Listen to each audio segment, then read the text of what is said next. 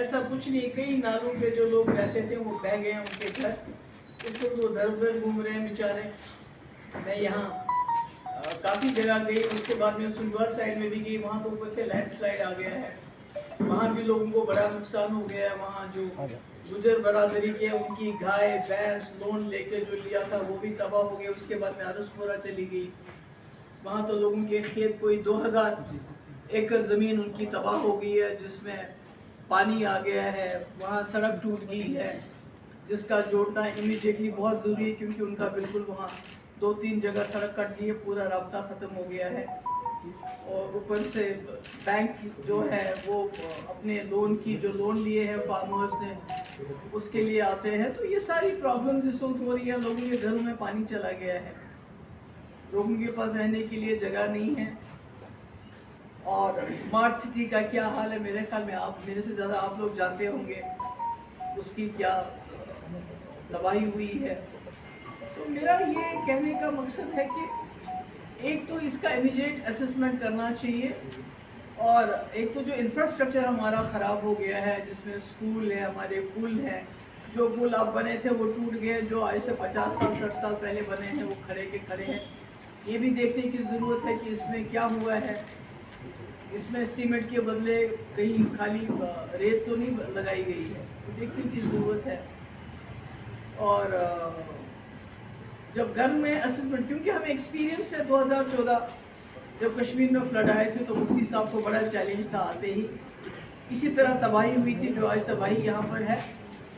तो हमने जब असेसमेंट उससे पहले करवाई थी तो क्या होता था, जो घर टूट गया है तो उसको लिखते थे फुली डैमेज, जिस घर में पानी गया बोलते थे नहीं ये डैमेज नहीं है। मगर ऐसा आज ऐसा नहीं होना चाहिए, क्योंकि जिस घर के अंदर पानी चला गया वो जिंदगी भर के लिए रहने के लायक नहीं है। एक बार मकान में पानी चला जाए, मकान में पानी ठहर जाए तो वो खतरनाक हो जाता है उस मालिक मकान को, उसको तोड़ के नया बनाना। इसलिए मेरी सरकार से गुजारिश है, जब आप असेसमेंट करें तो ये फुल्ली और पार्शली डैमेज ना करें। फुल्ली डैमेज जिनके मकान खड़े भी हैं, दीवारें खड़ी हैं या मकान खड़ा है, उनको पूरा मुआवजा मिलना चाहिए।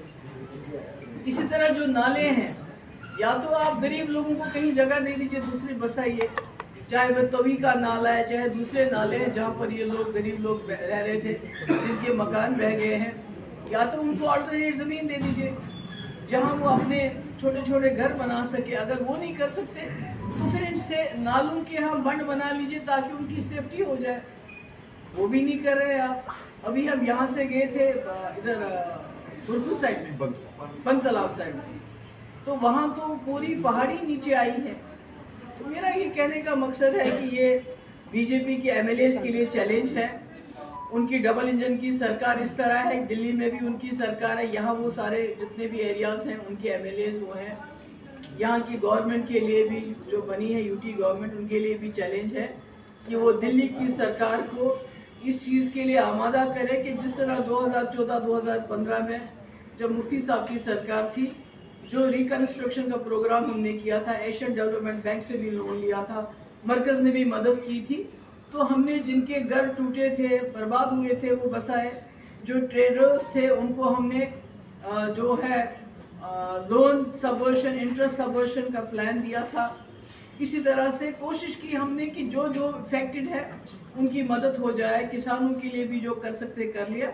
आज भी मुझे लगता है उसी तरह के पैकेज की ज़रूरत है, गवर्नमेंट ऑफ इंडिया को देना चाहिए और खुल के देना चाहिए, ताकि जो चिनाब वैली है वो तबाही में है, पीर पंचाल तबाही में, और जम्मू की तो उससे भी ज़्यादा। कोई इंसान फैसला नहीं कर पाता है कि लैंडस्लाइड से ज़्यादा तबाही हुई है, पानी से ज़्यादा तबाही हुई है जो दरियाओं का है, या क्लाउड बर्स्ट से सब बर्बादी हो गई है इस वक्त। तो मुझे लगता है ये नया जम्मू प्रोविंस बनाना है। इसके लिए बीजेपी के एमएलएस को, जिनको बोरियां भर भर के यहाँ से वोट मिला है, उनको इसमें इंटरेस्ट लेना पड़ेगा और गवर्नमेंट ऑफ इंडिया के पास जाके उनको बताना पड़ेगा कि जम्मू पूरी तरह से तबाह हो गया है, इसको दोबारा बसाना है। तो इसके लिए अच्छा पैकेज मिले और मेडिकल टीम्स जानी चाहिए, क्योंकि अब पानी चूँकि ठहर चुका है। मैंने देखा, यहाँ मैं गई थी बंद तालाब और गुजर नगर ऊपर ही जा सके हम, नीचे हमारी गाड़ी गई नहीं।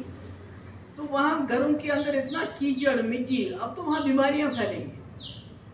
उसका कोई ना कोई सदभाव करना है। एक तो मेडिकल टीम जानी चाहिए, दवाइयाँ देनी चाहिए, डिसइंफेक्टेंट होने चाहिए। और जो लोग घरों से बेघर हो गए, जिनके घर बिल्कुल टूट गए, जैसे सुनवा में गई, उनको तो गवर्नमेंट ने टेंट भी नहीं दिया है रहने के लिए। या जो बाकी पुरखू गए या बाकी जगहों के गए, तो लोगों के मकान टूटे फूटे, तो ये कहाँ जाए? जब तक इनका सरकार को इनको जमीन दे, कोई ऑल्टरनेट कहीं घर बना के दे, तब तक तो मुझे लगता है कहीं ना कहीं सरकारी कहीं जगहों पे इनको बसाने की ज़रूरत है। फार्मर्स की मैंने बता दिया आपको कि बहुत उनका बड़ा नुकसान हो गया है। और इसी तरह से जो मुझे लोग मिले, गाड़ियां हमारी बहुत दब गई हैं, इंश्योरेंस है उनका। हमने जब 2015 में हुआ तो हमने इंश्योरेंस को एक्सपीडाइट कराया था, जल्द से जल्द लोगों को इंश्योरेंस मिला था। आज भी वो कोशिश की जानी चाहिए। और जो लोन है, चाहे वो गाड़ी के लिए लोन लिया गया है, चाहे वो गाय भैंस के लिए हमारे जो गुजर तबके के लोगों ने लोन लिया है, चाहे हमारे किसानों ने लोन लिया है, तो मैं समझती हूँ कि सरकार को इस पर नजरसानी करनी चाहिए। एक तो बैंक वालों को फिलहाल 2-3 महीने इन लोगों के दरवाजे खटखटाना बंद करना चाहिए और कोई तरीकेकार निकालना चाहिए कि इस लोन में किस तरह से इनकी मदद की जाए। अगर वेव ऑफ हो तो सबसे अच्छी बात है, अगर वेव ऑफ ना कर सके तो कम से कम जो इस पे सूद है, जो इंटरेस्ट है, उसको वेव ऑफ किया जाना चाहिए, ताकि इनका जो है इनकी मदद हो जाए। ये तो है कि क्या क्या होना चाहिए इस वक्त जो सरकार को करना चाहिए इमीडिएटली, क्योंकि बहुत तबाही हुई है, बहुत बर्बादी हुई है। मगर अब मुझे लगता है कि जम्मू कश्मीर के लोगों को, खासकर इसमें जम्मू में, उनको मैं ये बताना चाहती हूँ कि अब हमको जागना चाहिए। देखिए, जितनी भी सरकारें इस वक्त आती हैं जाती हैं, खासकर जो इस वक्त सरकार दिल्ली में है, उन्होंने हमारे जंगल, हमारे पहाड़, हमारे दरिया, हमारे नाले, मूंगफली के दाम ठेकेदारों के हवाले कर दिए। वो कितने पेड़ काटना चाहे, लाखों पेड़ डेवलपमेंट के नाम पे, कि हमने जी 6 लेन बनानी है, हमने जी टनल बनाना है। टनल बनाते हो तो आप पहाड़ के सीने को चीर के वहां से मिट्टी, वहां से जो हमारे चश्मों का पानी सारा निकल आता है, तो हमारे पहाड़ खोखले कर दिए। अभी आपका अमृतसर कटरा 4 लेन या 6 लेन बन रहा है।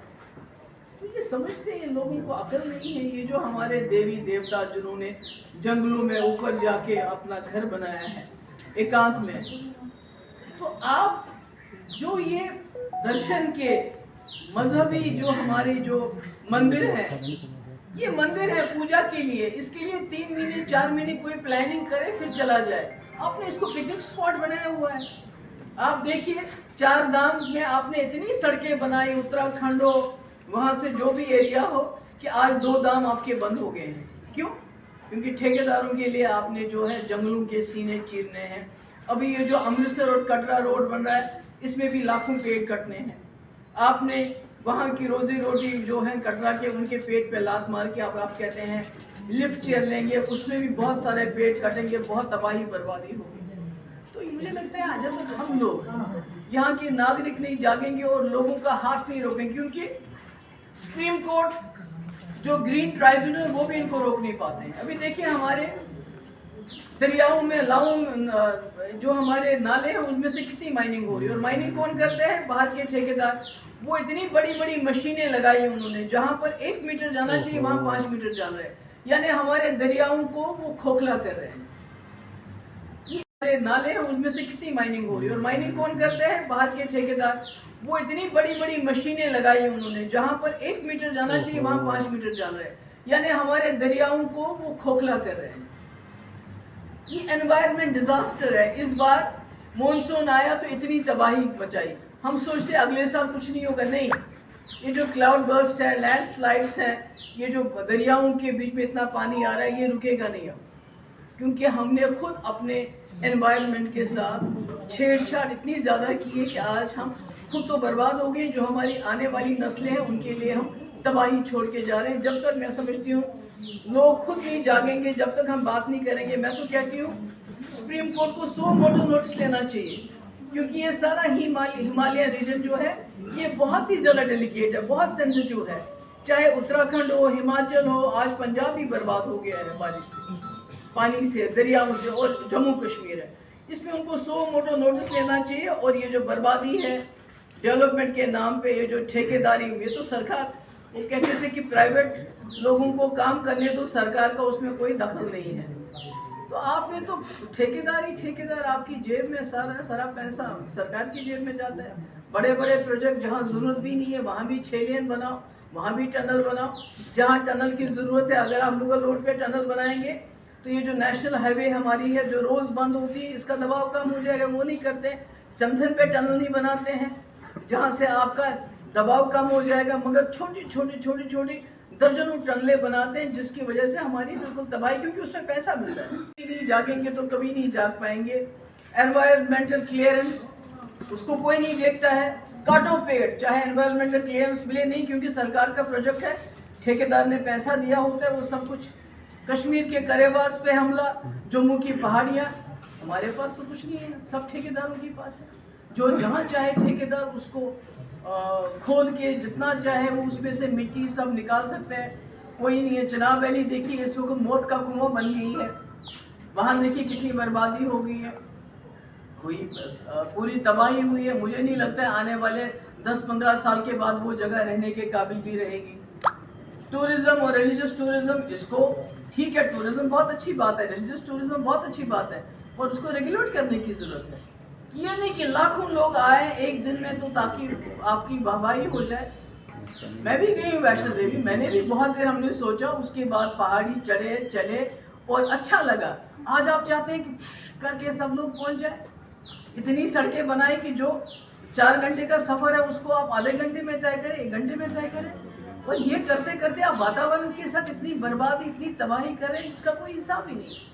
तो इसलिए मेरी गुजारिश है अपने जम्मू के लोगों से, उन्होंने इस बार देखा जो हमने 2014 में कश्मीर में देखा, हमने आज जम्मू को भी देखना पड़ा कि हम लोग, खासकर जवान जो यूथ है वो जाग जाए। और ये जो पेड़ों की कटाई है, जंगलों की कटाई है, जंगल में कोई गुजर बनाता है डोका तो उसको बाहर निकाल देते हो आप, हालांकि वो पेड़ नहीं काटता है, उसकी गाय बकरियां वहाँ चरती हैं, मगर आप खुद मशीनें लेके जंगलों को ऐसे साफ कर रहे हो। तो मेरी ये गुजारिश है कि एक तो बहुत बड़ा पैकेज की जरूरत है। ये 209 करोड़ रुपए कुछ देके गए हैं मरकज से यहाँ आके, उससे काम चलने वाला नहीं है। हजारों करोड़ों की जरूरत है। जो मैंने तबाही देखी, हालांकि ज्यादा जगह जा नहीं सकी, जो नुकसान हुआ है घरों का, सामान का, गाड़ियों का, माल मवेशी का, खेतों का, उसके लिए नहीं चलेगा। और मेरी गुजारिश है यहाँ की यूटी सरकार से, जो लोग डिस्प्लेस हो गए, जिनके घर तबाह हो गए, बेशक वो दरिया के किनारे नालों में रहते थे, उनको पहाड़ियों में रहते थे, उनको ऑल्टरनेट जमीन दे दीजिए, छोटा सा टुकड़ा दे दीजिए। हम तो बड़े बड़े होटल वालों को और बड़े बड़े ये जो इंडस्ट्रीज को इतनी जमीन देते हैं, इन बेचारों को भी 5-5, 10-10 मरला जमीन दे दीजिए तो क्या जाएगा, कहीं दे दीजिए, इनको बसाइए, या फिर उन नालों को ठीक कर लीजिए। और कोई पैकेज होना चाहिए। मैं तो कोई अर्थशास्त्री नहीं हूँ, मैं नहीं बता सकती कि कितना बड़ा पैकेज होना चाहिए ताकि जो घर जिनके टूटे हैं, जिनके घर तबाह हो गए हैं, वो दोबारा घर बना सके, जिनके लोन्स है उसमें इंटरवीन करने की ज़रूरत है, जिनकी गाड़ियाँ बर्बाद हो गई हैं उसमें मदद करने की ज़रूरत है, जिनके माल मवेशी इसमें बह गए हैं, ख़त्म हो गए हैं, उनकी, और ख़ासकर फार्मर्स की, उनकी बात कोई सुन नहीं रहा है। बासमती जो हमारा बाउल है अरसपोरा, वहाँ बड़ी तबाही हुई है, वहाँ सड़कें कट गई हैं। तो मैं समझती हूँ कि मरकज़ी सरकार को इस वक्त इसमें पूरा दिल खोल के मदद करनी चाहिए, जैसे मुफ्ती साहब के वक्त में भी मदद की थी, आज भी मदद करनी चाहिए, क्योंकि जम्मू में बहुत तबाही हो गई है, बहुत बर्बादी हो गई है। और ये जो डेवलपमेंट के नाम पे ये जंगल पहाड़ इन्होंने ठेकेदारों के नाम कर दिए हैं, ये माइनिंग के नाम कर दिए हैं, इसको बंद करना पड़ेगा। ये अगर इसी तरह चलता रहा तो कुछ रहेगा नहीं, बचेगा नहीं।